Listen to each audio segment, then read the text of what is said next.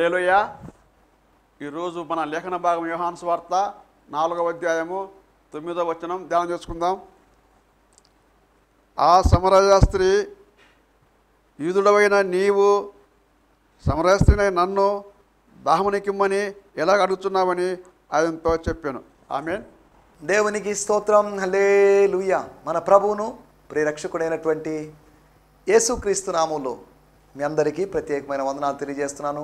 We bring greetings from Gideon Mission Church and Gideon Fellowship International GFI. దేవునికి స్తోత్రం. మీరందరూ ఆత్మ సంబంధంగా క్షేమంగా ఉన్నారని, మంచి స్థితిలో ఉన్నారని, అనగా భద్రంగా ఉన్నారని, సెక్యూర్గా ఉన్నారని భావిస్తున్నాను. మీ ప్రార్థనా విషయాలు దయచేసి మాతో పంచుకోవాల్సిందిగా మిమ్మల్ని ప్రేమపూర్వకంగా కోరుతున్నాను. మీ సందేహాలు, మీ డౌట్స్ లేదా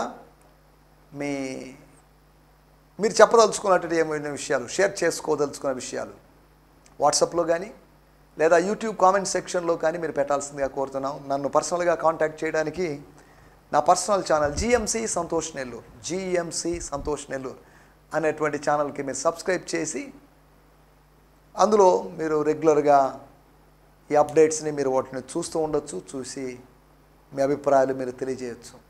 దేవుని స్తోత్రం.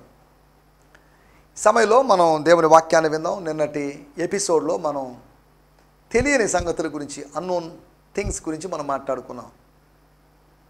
తెలియనటువంటి ఆరాధన గురించి, తెలియని కాలాన్ని గురించి, తెలియని చిత్తాన్ని గురించి, తెలియని ఆహారాన్ని గురించి, తెలియని సత్యం గురించి మనం మాట్లాడుకున్నాం. తెలియనటువంటి 5 విషయాల గురించి మనం మాట్లాడుకున్నాం. సమయంలో మనం దేవుని వాక్యంలోకి వెళ్ళడానికి ముందుగా ప్రత్యేకంగా ఒక ప్రార్థన చేద్దాము అనేటువంటి ఆలోచన నా మనసులోకి వచ్చింది. మీలో ఎవరైనా అనారోగ్యంగా ఉన్నట్లయితే వారి కొరకు ప్రార్థన చేయాలని ఆశ కలిగి ఉన్నాను. ఎందుకంటే హీలింగ్ ఈజ్ గాడ్స్ విల్. స్వస్థత అనేది దేవుని చిత్తం. అది మానసిక స్వస్థత అయినా, ఆత్మీయ స్వస్థత అయినా, శారీరక స్వస్థమైనా, it is completely it's always God's will. అది ఎప్పుడూ దేవుని చిత్తమే. కనుక శరీరమందు లేకపోతే మనస్సులో, ఆత్మలో మీరు నెమ్మదిని అనుభవించాలని ప్రేమపూర్వకంగా కోరుతున్నాను. స్వస్థత గురించి మత్తయి సువార్త 15వ అధ్యాయంలో 26వ వచనంలో పిల్లల రొట్టె, చిల్డ్రన్స్ బ్రెడ్ అని రాయబడింది. అనగా పిల్లలు అనుభవించాల్సినటువంటి, ఎంజాయ్ చేయాల్సింది, వాళ్ళు తినాల్సింది, ఇది వాళ్ళ సొంతం. ఇది divine healing is our inheritance. Divine healing is our right. స్వస్థతను అనుభవిద్దాం. పాత రోజుల్లో అనేక సంవత్సరాలు బతికిన వాళ్ళు ఉన్నారు. లేకపోతే అడవుల్లోకి వెళ్ళిపోయి సన్యాసం పుచ్చుకొనో, లేకపోతే ఆకుకూరలు, లేకపోతే కందమూలాలు, లేకపోతే ఇవన్నీ తినేసి బతికిన వాళ్ళు ఉన్నారు, ఎటువంటి అనారోగ్యం లేకుండా. జంతువులను పెంచుకుంటే వాటికి క్లినిక్స్ ఉన్నాయేమో కానీ జనరల్గా అడవిలోని జంతువులకి ఎటువంటి క్లినిక్స్, హాస్పిటల్స్, డాక్టర్స్ లేరు. అలాగని అవి అనారోగ్యానికి గురై చనిపోతున్నాయేమో చాలా తక్కువ.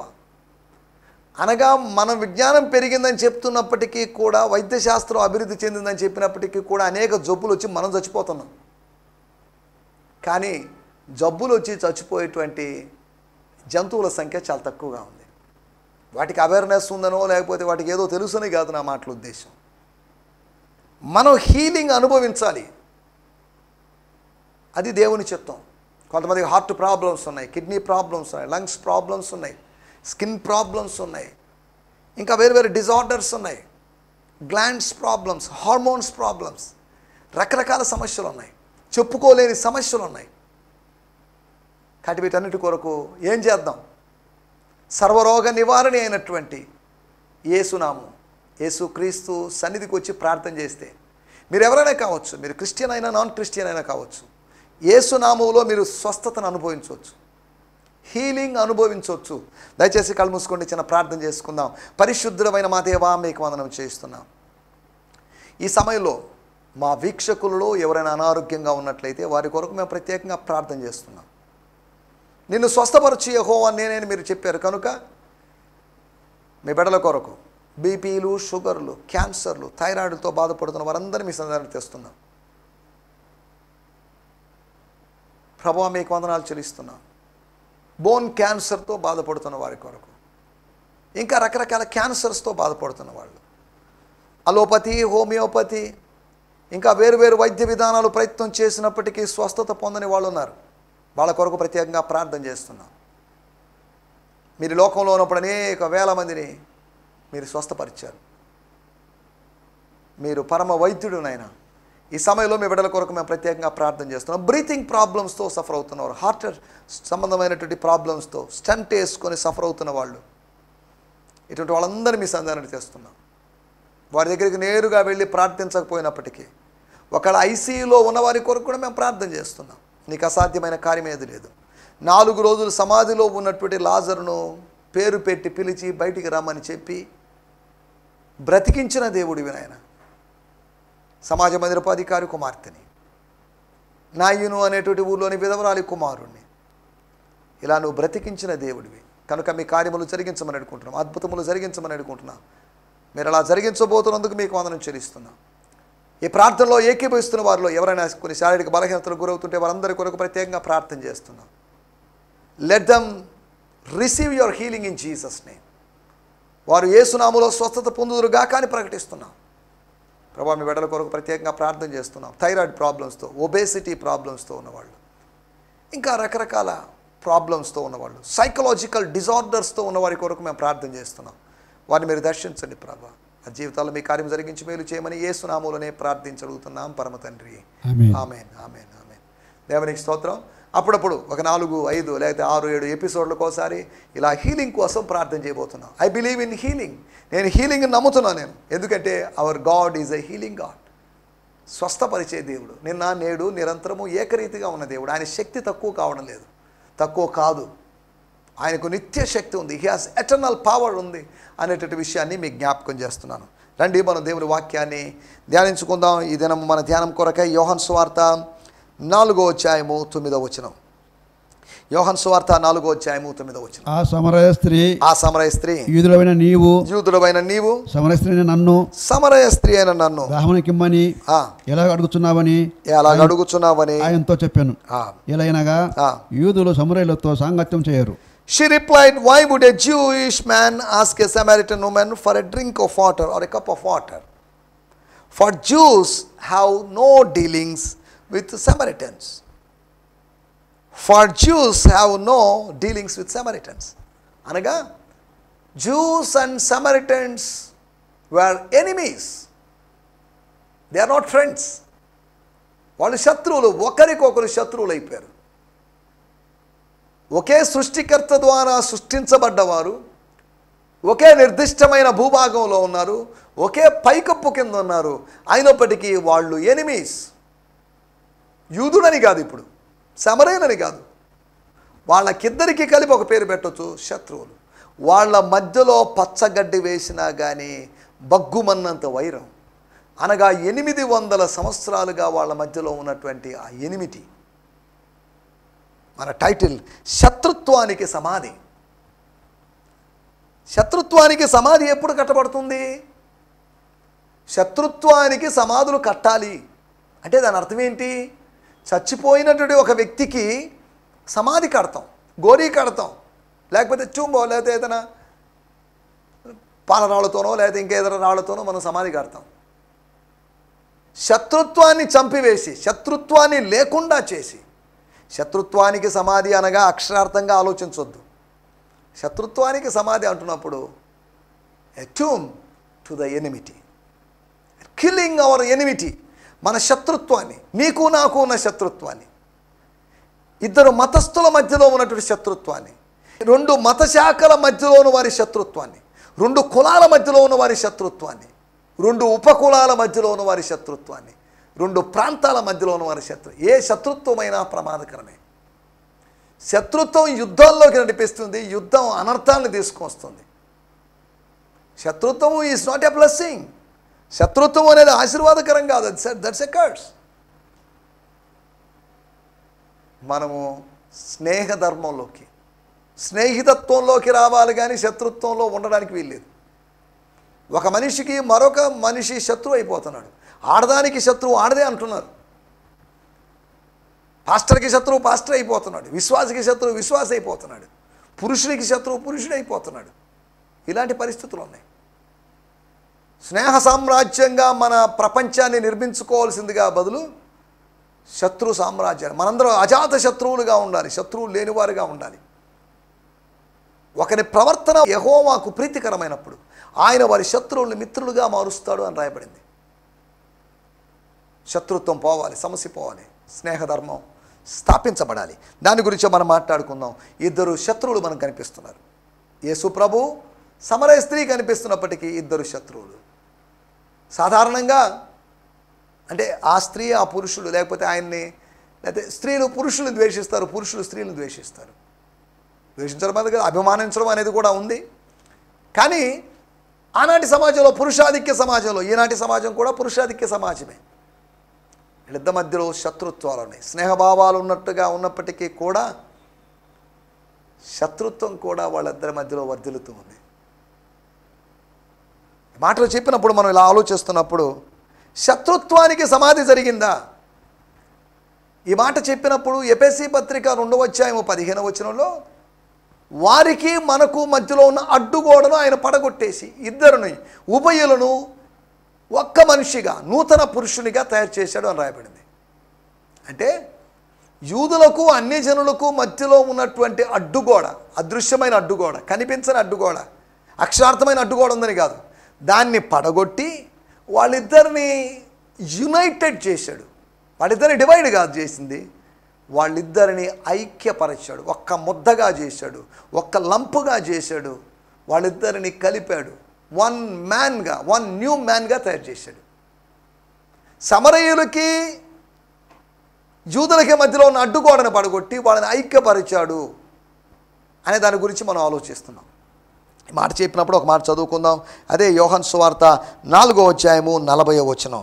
ఆ సమరయులు ఆయన యుద్ధకు వచ్చి తమ యొద్ద ఉండమని ఆయన్ను వేడుకొనిరి గనుక ఆయన అక్కడ 2 దినములు ఉండెను. ఆయన అక్కడ 2 దినములు ఉన్నాడు. 2 నిమిషాల్లోపే వాళ్ళిద్దరి మధ్యలో ఉన్న శత్రుత్వం మనకు అర్థమైపోయింది. అమ్మా వాటర్ ఇమ్మా, నీళ్ళు ఇమ్మా అని అడిగాడు. లేదు ఇవ్వడానికి వీల్లేదు, నేను ఇవ్వలేనండి, సారీ అండి అన్నట్టుగా మాట్లాడింది. నీ శత్రువు ఆకలి కొని ఉంటే, నీ శత్రువు దప్పికొని ఉంటే, ఆకలి కొని ఉంటే ఆహారం పెట్టండి, దప్పికొని ఉంటే నీళ్ళు ఇవ్వండి. శత్రువు దప్పికొని ఉన్నాడని శత్రువుని తీసుకొని పోయి గుడారములోకి తీసుకొని పోయి అతను అడిగిన విధంగా పానీయం ఇచ్చి పాలు ఇచ్చినటువంటి ఒక స్త్రీని గురించి మనం న్యాయాధిపతుల గ్రంథంలో చూస్తున్నాం. తర్వాత ఏం జరిగింది వాటిలో మనం ఇప్పుడు వివరించడం లేదు. కానీ 40వ వచనం నేను చదువుతున్నాను ఇంగ్లీష్లో. Then they begged Jesus to stay with them. So he stayed there for 2 days. 2 రోజులు, 2 నిమిషాలు కూడా అక్కడ ఎమడలేని ఉండలేని పరిస్థితి ఏర్పడినప్పుడు 2 రోజులు ఉండాల్సినటువంటి విధంగా వాళ్ళు బతిమలాడుకున్నారు. ఇది ఎలా సాధ్యం? మనం చదువుకున్నటువంటి 9వ వచనంలో శత్రుత్వం కనిపించింది, 40వ వచనంలో మిత్రుత్వం కనిపించింది. అనగా 30 వచనాల తర్వాత లేదా 30 వచనాలు మనం చదువుకుంటూ వెళ్తే శత్రుత్వం సమసిపోయింది, శత్రుత్వానికి సమాధి కట్టబడింది. కారణం ఏంటి? What is the reason? How this enmity has passed away, how this enmity has come to an end.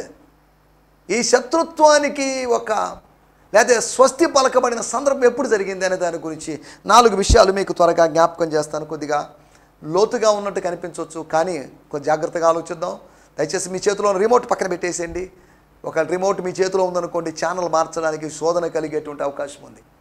దయచేసి please concentrate on the words of God. దేవుని మాటలు వింటూ ఉందాం. దయచేసి ఎవరు అటు ఇటు తిరగొద్దు. మీరు ఒకవేళ అటు ఇటు తిరిగి ఏదైనా పనుల మీద పక్క రూమ్కి వెళ్ళినా కానీ మీ మైండ్ మొత్తం ఈ మాటల మీద ఉండాల్సిందిగా మిమ్మల్ని ప్రేమపూర్వకంగా కోరుతున్నాను. శత్రుత్వానికి సమాధి కడదాం, స్నేహ సామ్రాజ్యాన్ని మనం స్థాపిద్దాం. అది మన ముందు ఉన్నటువంటి గురి. శత్రుత్వాన్ని పెంచుకుంటూ పోదామని కాదు, శత్రుత్వాన్ని తుంచుకుంటూ పోదాం, స్నేహాన్ని పెంచుకుంటూ పంచుకుంటూ ముందుకు సాగుదాం. మనం ఆలోచిస్తున్న మాట, మొట్టమొదటి మాట 4వ అధ్యాయము 16వ వచనం. యోహాను సువార్త 4వ అధ్యాయం 16వ వచనం. యేసు నీవు వెళ్ళి నీ పెనిమిటి పిలుచుకొని ఇక్కడికి రమ్మని ఆమెతో చెప్పాను. చాలండి. యేసు ప్రభు చెప్తున్న మాట. అమ్మా నీళ్లు కావాలని అడిగావుగా, జీవజలం కావాలని అడిగావు కదా, యాకోబు బావి నీళ్ళు తాగి దాహం తీరకుండా ఉన్నావు కదా, నేను వాగ్దానం చేసినటువంటి జీవజలము నీకు కావాలని అంటున్నావు కదా, అదేంటో తెలియపోయినప్పుడు ఇది కావాలని అడిగావు కదా, it's okay, I will provide living waters, that's okay. But one condition, one thing, bring your husband, నీ భర్తను తీసుకోనరా. Bring your partner or better half, అతను తీసుకోనరా. ఆమెను ఆయన కలుసుకోవడమే కష్టంగా ఉన్నప్పుడు ఆమె భర్త ఇద్దరు వచ్చి ఆయన్ని కలుసుకోవడం ఎంత కష్టంగా ఉంటుందో ఆలోచించండి. ఆమెను దేవుడు నడిపించాడు, ఆమె భర్తను నడిపించాలి, ఆమె ఏకంగా ఆమె ఊరి వారిని నడిపించేసింది. మరలా చెప్తున్నాను, ఆమె గాడ్స్ విల్లో ఆమె వచ్చేసింది. ఆమె భర్త కూడా ఆమెతో రావాలి అనే ఆశాభావం వ్యక్తం చేశాడు యేసుప్రభు. కానీ ఆమె ఊరి వారందరినీ తనతో తీసుకొని వచ్చింది. చూడండి, ఊరు కదిలి యేసు ఊరికి వెళ్ళాడని కాదు, యేసు సమరయ్యకి వెళ్ళాడు, సమరయ్య యేసు దగ్గరికి వచ్చింది. అది గొప్ప విషయం. ఆయన ఊరిలోకి వెళ్ళలేదు, ఊరి బార్డర్లోనే, ఊరి పొలిమేరల్లోనే ఉన్నాడు. ఊరి ప్రజలందరూ ఆయన దగ్గరికి వచ్చారు. లోపలికి రావడానికి వీల్లేదు, మా ఊర్లోకి రావడానికి వీల్లేదని కాదు, మా ఇంట్లోకి వచ్చి ఉండండి సార్, 2 రోజులు ఉండండి సార్, కనీసం కొన్ని రోజులు ఉండండి సార్ అని బతిమలాడినటువంటి సందర్భం. వాళ్ళు they beg to stay with them. దేవుని స్తోత్రం. వెళ్ళిపోమన్నట్టు, ఇక చాలు, నీళ్ళు అడగొద్దు, ఇంకేం ప్రశ్న అడగొద్దు, దయచేసి నాతో మాట్లాడొద్దు అన్నట్టుగా ఉన్నటువంటి స్త్రీ ఊరు వాళ్ళందరినీ ఒప్పించి ఊర్లో 2 రోజులు ఉండడానికి ఏర్పాట్లు చేసింది. దేవుని స్తోత్రం. అనగా శత్రుత్వం ఏమైపోయింది? అనగా ఆయనను బావి యొద్ద ఒక యూదుడుగా చూశారు సమరయులు. ఆ స్త్రీ ఆయన్ను బావి యొద్ద యూదుడుగా చూసింది. కానీ ఊరిలోకి వచ్చిన తర్వాత ఆయన్ను యూదుడుగా చూడలేదు, ఆయన్ని సమరయుడిగా చూడలేదు, సాటి మానవుడిగా చూసింది, మెస్సియాగా చూసింది. ఒక మనిషి యొక్క కులాన్ని మనం చూడకూడదు, ఒక మనిషి యొక్క మతాన్ని మనం చూడకూడదు, ఒక మనిషి యొక్క భాషను మనం చూడకూడదు. అతని మనసులో ఉద్దేశాల దృష్ట్యా, అతని పని దృష్ట్యా అతను మనం ప్రేమించాలి. ఆయన ఏమై ఉన్నాడో అనేది మనకు ఎరిగి ఉండాలి, ఆయన ఎందుకు పంపబడ్డాడు అనేది మనం ఎరిగి ఉండాలి. ఈ రోజుల్లో కులాల్ని మతాల్ని మనం చూస్తుంటాం. మీరు ఏముట్లండి, ఏమి క్యాస్ట్ అండి మీరు అడగంగానే మనిషిని అడిగే ప్రశ్న ఇదే. ఫస్ట్ క్వశ్చన్ ఇదే, ఏ ఊరండి మీది, ఏ ఊరైతే మీకెందుకండి, ఏ కులం అండి మీది, ఏ కులం అయితే మీకెందుకండి, ఎందుకండి కులాలు మతాలు, వీటి యొక్క అవసరం ఏంటి అని మనం పెట్టుకున్నాయి కదా. ఏ కులము ఏ మతం మనకు భోజనం పెట్టదు కదా, మనల్ని పోషించదు కదా. ఎందుకు? Why we are emphasising on this type of trivial things. అనవసరమైన పనికి మాలినటువంటి విషయాల మీద మనం ఎందుకు దృష్టి పెడతాం? దేవుని స్తోత్రం. మనం ఆలోచిస్తున్న విషయాల్లోకి వచ్చేద్దాం. మొట్టమొదటి విషయము, ఆయన వరాన్ని పొందుకోవాలంటే, ఆయన ఆశీర్వాదాన్ని మనం పొందుకోవాలంటే, యోహాను సువార్త 4:10 రాయబడింది, అమ్మా నేను నీతో అడుగుతున్నాను వాటర్, సరే బాగుంది, నిన్ను అడుగువాడెవడో, దేవుని వరమును నిన్ను అడుగువాడెవడో నువ్వు ఎరిగి ఉంటే ఆయన్నే నువ్వు అడుగుతావు అని చెప్పబడిన మాట మనం చూస్తున్నాం. మనం ఆలోచిస్తున్నట్టు మొట్టమొదటి మాట, శత్రుత్వానికి సమాధి కట్టాలి అంటే, శత్రుత్వం సమసిపోవాలంటే ఆయన ఆశీర్వాదాన్ని మనం అనుభవించాలి. కులాలు మతాలు మన మధ్యలో ఉన్నాయి, కానీ ఆశీర్వదించే దేవునికి కులాలు మతాలు లేవు. మీరు వేరే క్యాస్ట్ కాబట్టి లివింగ్ వాటర్ ఇవ్వలేరు. భౌతికమైన జలం ఇవ్వడానికి నా కులాన్ని చూసిన నీకు జీవజలాన్ని, స్వర్గపు జలాన్ని సమరయ జాతి స్త్రీవైన నీకు నేను ఎలా ఇవ్వగలను? నువ్వు ఏ జాతి అయినా కావచ్చు, you need living water, spiritual waters నీకు కావాలి. నువ్వు ఏ మతమైనా కావచ్చు. Don't be deceived by the religion, don't be deceived by the denomination. Denomination నీకు లివింగ్ వాటర్ ఇవ్వలేదు, యేసు మాత్రమే. Jesus is the only one who gives living waters. అనగా జీవజలములు ఇవ్వగలిగిన యేసు, అనగా నిత్యత్వపు అనుభవంలోకి నడిపించేటువంటి జలాలు, అనగా ఆత్మదాహాన్ని తీర్చే జలాలు ఇవ్వగలిగినటువంటి యేసు. The Jesus who could give the waters that gives eternal life to you, so that he may leads you to eternity. దేవుని స్తోత్రం, హల్లెలూయా. ఒకటి, వరాన్ని మనం పొందితే, ఆయన వరాన్ని లేకపోతే ఆశీర్వాదాన్ని అనుభవించడం ద్వారా శత్రుత్వాన్ని మనము, ఇప్పుడు ఆశీర్వాదం విషయంలో రక్షణ యూదులోంచి వచ్చింది. యూదులకు అనేకమైన ఆధిక్యతలు ఉంటే ఉండొచ్చు, కానీ అలాగని దేవుడు పక్షపాతి కాడు. దేవుడు పక్షపాతి కానే కాదు, మనిషి మాత్రమే పక్షపాతి. ఒకటి, ఆయన ఆశీర్వాదాన్ని అనుభవించడం ద్వారా మన శత్రుత్వాన్ని, నువ్వైనా నేనైనా, భారతీయుడైనా భారతీయుడు కాకపోయినా, ఆంధ్రప్రదేశ్ వాడివైనా లేదా తెలంగాణ వాడివైనా, క్రీస్తులో ఆంధ్ర వాడనో తెలంగాణ వాడనో లేదు. ఇవన్నీ మనం పెట్టుకున్న విభజనలే, రాజకీయ నాయకులు చేసిన విభజనలే, కానీ దేవుడు చేసిన విభజన కాదు. మనంతా ఒకటే, క్రీస్తులో మనమంతా ఒకటే. We are one in Christ. There is no Telangana, there is no Andhra Pradesh in Christ. There is no south India are north India in Christ. We are all one. సరే, దేవునికి స్తోత్రం. మనం ఇక్కడ ఆలోచిస్తున్న రెండో విషయానికి వెళ్ళేద్దాం. యోహాను సువార్త 4:20.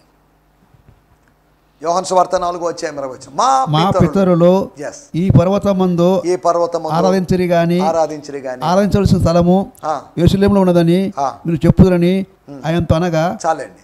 ఆరాధన గురించినటువంటి ఇష్యూ అక్కడ వచ్చింది, ఆరాధన గురించినటువంటి ప్రస్తావన అక్కడ వచ్చింది. ఆరాధన గురించి, అయ్యా నువ్వు నా విషయాలన్నీ చెప్పేశావు, నువ్వు ప్రవక్తవని అర్థమవుతుంది, ప్రవక్తవని అర్థమైంది కాబట్టి ఇక ఈ సంభాషణకు స్వస్తి కలిపి ఆరాధన గురించి మాట్లాడుకుందాం. ప్రవక్తతో ఆరాధన గురించి మాట్లాడాలి. ప్రవక్తతో పనికిమాలిన విషయాలు మాట్లాడడానికి వీలేదు, ప్రవక్తతో ఆత్మ సంబంధమైన విషయాలు మాట్లాడాలి. ఖలీల్ జిబ్రాన్ అనేటువంటి ఒక లెబనాన్ దేశపు ఒక రచయిత, ఒక మిస్టిక్, ఆయన ప్రవక్త అనేటువంటి పుస్తకం అందుబాటులో ఉంది మార్కెట్లో. మంచి పుస్తకం అది, అనేక భాషల్లో తర్జుమా చేయబడిన పుస్తకం. ఈయన ఒక్కో గ్రామం గుండా వెళుతున్నప్పుడు ప్రజలు ఆయన్ని వేరు వేరు ప్రశ్నలు అడుగుతారు. ఆ ప్రశ్నలకు జవాబులు చెప్పాడు. అవన్నీ వ్యాసాలు, కవితల రూపంలో ఆ పుస్తకంలో కనిపిస్తాయి. ఖలీల్ జిబ్రాన్ గారి ప్రవక్త, ద ప్రాఫెట్ అనేటువంటి బుక్ ఎక్కడైనా మీకు దొరికితే ఖచ్చితంగా తీసుకొని చదవాల్సిందిగా మిమ్మల్ని ప్రేమపూర్వకంగా కోరుతున్నాను. సరే, దేవుని స్తోత్రం. ఏదేమన్నప్పటికీ రెండోది ఆయన్ను ఆరాధించడం ద్వారా మనము ఆరాధన విషయంలో మళ్ళీ యూదులకు సెపరేట్ ఆరాధన, సమరయులకు సపరేట్ ఆరాధన అంటూ ఏం లేదు. సపరేట్గా యూదులకు ఒక స్వర్గం, సమరయులకు ఒక స్వర్గం, లేకపోతే బ్యాప్టిస్ట్ వాళ్ళకో, పెంతికోస్తు వాళ్ళకో, లూథరన్ వాళ్ళకో, లేకపోతే వేరు వేరు స్వర్గాలు లేవు. అందరికీ ఒకే స్వర్గం. కాబట్టి అందరూ ఒకే ఆరాధన అనుభవాన్ని కలిగి ఉండాలి. ఆరాధించడం ద్వారా మనం శత్రుత్వానికి సమాధిని కట్టవచ్చు. ఈ 2 రోజుల్లో వాళ్ళు దేవుని ఆశీర్వాదాన్ని అనుభవించారు. ఈ 2 రోజుల్లో వాళ్ళు ఆరాధించి ఉండవచ్చు. వాళ్ళ వేరు వేరు ఆరాధనలు ఉన్నప్పటికీ కూడా యేసు సమక్షంలో వాళ్ళు చేసినటువంటి, తండ్రికి చేసిన ఆరాధన మనం 2 రోజుల్లో గుర్తించవచ్చు. మూడో విషయాన్ని నేను మీకు జ్ఞాపకం చేస్తాను. యోహాను సువార్త 4:30. వారు ఊరిలో నుండి బయలుదేరి ఆ ఊరి వారందరూ ఊరిలోంచి బయలుదేరి ఆయన యొద్దకు వచ్చుచుండిరి. దేవుని స్తోత్రం. Hearing this, the people came streaming out of the village to go see Jesus. Hearing this, ఇది విన్న తర్వాత, ఆమె మాటలు విన్న తర్వాత, ఇదిగో ఒక ఆయన నేను కనుగొన్నాను, మెస్సియా లాంటి వాడు, మెస్సియా అయిండొచ్చు, he might be the Messiah, ఆయన క్రీస్తు కాడా, క్రీస్తు అయిండొచ్చు అని నా మనస్సాక్షి నాకు చెప్తుంది. The people came streaming out. వరద వలె, ఒక ప్రవాహము వలె, ఒక సెలయేరు ప్రవహించినట్లుగా సమూహము అక్కడికి వచ్చింది. Hearing this, the people came streaming out of the village to go see Jesus. దేవుని స్తోత్రం. హల్లెలూయా. ఇది చక్కటి తర్జుమా, బ్రియాన్ సిమ్మన్స్ గారి తర్జుమా. ఇది ఆన్లైన్లో దొరుకుతుంది. దీన్ని మీరు ఆర్డర్ చేయొచ్చు, అమెజాన్లో ఆర్డర్ చేయొచ్చు. నేను అమెజాన్లో ఆర్డర్ చేసి తెప్పించుకున్నాను. సుమారు దీని ఖరీదు $1,600. ఓన్లీ న్యూ టెస్టిమెంట్ మాత్రమే. దీంట్లో మంచి నోట్స్ అయి ఉంటుంది. ఈ తర్జుమా అరామిక్ లాంగ్వేజ్ను బేస్ చేసుకొని, సాధారణంగా కొత్త నిబంధన గ్రీక్ను బేస్ చేసుకొని చేస్తారు. ఇది గ్రీక్ బేస్ చేసుకొని చేసినప్పటికీ అరామిక్ను కూడా ఆధారంగా చేసుకున్న మంచి తర్జుమా, ఈజీ వర్షన్, చాలా చక్కగా ఉంటుంది. ఫేర్ ప్రైస్డ్ వర్షన్ ఇది. కాబట్టి ఏ పుస్తకం కోసం మీరు ప్రయత్నించండి. సరే, దేవునికి స్తోత్రం. మనం ఆలోచిస్తున్నట్టు విషయం, మూడో విషయం, ఆయనను సమీపించడం ద్వారా. ఆయన సమీపించడంలో పలాని క్యాస్ట్ వాళ్ళే సమీపించవచ్చని కాదు, పలాని యూదుడు కాబట్టి యూదులే సమీపించవచ్చని కాదు. Anybody can approach him, anybody can worship him, anybody can receive gift from him. దేవుని స్తోత్రం. ఆయన్ని సమీపిస్తున్నారు. ఊరంతా కదిలి వచ్చింది. దేవుని స్తోత్రం. హల్లెలూయా. 4వ విషయాన్ని, నేను చివరి విషయాన్ని చెప్పి ముగించేస్తాను. యోహాను సువార్త 4:39.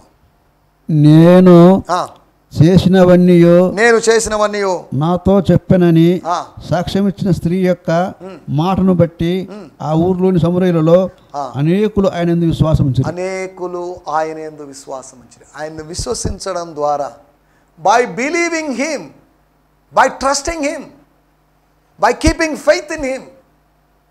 విశ్వసించినప్పుడు అందరం ఒకటవుతాం, ఆరాధించినప్పుడు అందరం ఒకటైపోతాం, ఆయన సమీపిస్తున్నప్పుడు అందరం ఒకటైతాం, ఆయన ఆశీర్వాదాన్ని అనుభవిస్తున్నప్పుడు అందరం ఒకటైపోతాం. శత్రుత్వానికి సమాధి అప్పుడు ఆత్మ సంబంధంగా కట్టబడుతుంది. ఆరాధించకపోయినా, విశ్వసించకపోయినా, సమీపించకపోయినా, ఆశీర్వాదాన్ని అనుభవించకపోయినా మనం విడివిడిగా డిఫరెంట్ ఇండివిజువల్స్గానే మనం ఉండిపోతాం. కానీ ఒక కార్పొరేట్ బాడీగా, ఒక యునైటెడ్ బాడీగా మారాలి అంటే, ఒక ఐక్య శరీరంగా, ఐక్య దేహంగా మనం మారాలంటే మనలో కనిపించాల్సినటువంటి అనుభవాలు, ఆయన ఆశీర్వాదాన్ని మనం పొందాలి. అంతేకాకుండా మనం చేయాల్సిన పని ఆయనను ఆరాధించాలి. మూడవది వచ్చేసి ఆయన్ని సమీపించాలి. నాలుగవది ఆయన్ని విశ్వసించాలి. ఈ 4 పనుల ద్వారా we could see a unity, harmony. దేవుని స్తోత్రం, హల్లెలూయా. దయచేసి తలలోంచండి, కళ్ళు మూసుకోండి, చిన్న ప్రార్థన చేసుకుందాం. పరిశుద్ధుడమైన మా దేవా, మహోన్నతుడా, మహాగణుడా, మీకు వందనాలు. మాకు ఇచ్చిన మంచి దినము కొరకే మీకు వందనాలు. మీరు మాకు తెలియజేసిన మాటల కొరకే మీకు వందనాలు. శత్రుత్వాన్ని మేము సాగదీసుకుంటూ వెళ్ళకూడదని, దానికి సమాధి కట్టాలని, మా మధ్యలో భిన్నమైనటువంటి అభిప్రాయాలు, సిద్ధాంతాలు, డినామినేషన్స్, డాక్ట్రిన్స్ ఉన్నప్పటికీ కూడా నీ ఆశీర్వాదాన్ని పొందుకోవడం ద్వారా, నిన్ను ఆరాధించడం ద్వారా, నిన్ను సమీపించడం ద్వారా, అంతేకాకుండా నిన్ను అంగీకరించడం ద్వారా, అనగా విశ్వసించడం ద్వారా మేమందరం ఒకటి కావచ్చని, ఒకే అనుభవం దగ్గరికి రావచ్చని మీరు మాకు తెలియజేసిన మాటల కొరకే, ఐక్యతను మేము సాధించవచ్చని మీరు తెలియజేసిన మాటల కొరకే మీకు వందనం చెల్లిస్తూ, ఈ ఆత్మ కలిగించు, పరిశుద్ధాత్మ కలిగించు ఈ ఐక్యతను కాపాడుకుంటే మేమందరం శ్రద్ధ కలిగి ఉండగలటం సాయం చేయమని ఈ మాటలు విన్న ప్రతి వ్యక్తి కొరకే మీకు వందనం చెల్లిస్తూ యేసు క్రీస్తు నామములోనే ప్రార్థించగలుగుతున్నాం పరమ తండ్రి. ఆమేన్, ఆమేన్, ఆమేన్. దేవునికి స్తోత్రం. మీ అందరికీ వందనాలు. ప్రభు చిత్తమైతే రేపు ఉదయకాలం ఇదే సమయంలో కలుసుకుందాం. హల్లెలూయా. ఈ సందేశము మీకు ఆశీర్వాదకరంగా ఉందని నమ్ముచున్నాము. ప్రార్థన అవసరతల కొరకు మమ్మల్ని సంప్రదించవలసిన మా చిరునామా గిద్యోన్ మిషన్ చర్చ్, 6వ వీధి, శాంతినగర్, నెల్లూరు 4, ఆంధ్రప్రదేశ్. పిన్ 524004. మా ఫోన్ నంబర్లు 7036443613 మరి ఒక నంబర్ 9392293010. మా ఈమెయిల్ ఐడి gfihmi2015@gmail.com. దేవుడు మిమ్మును ఆశీర్వదించునుగాక. ఆమేన్.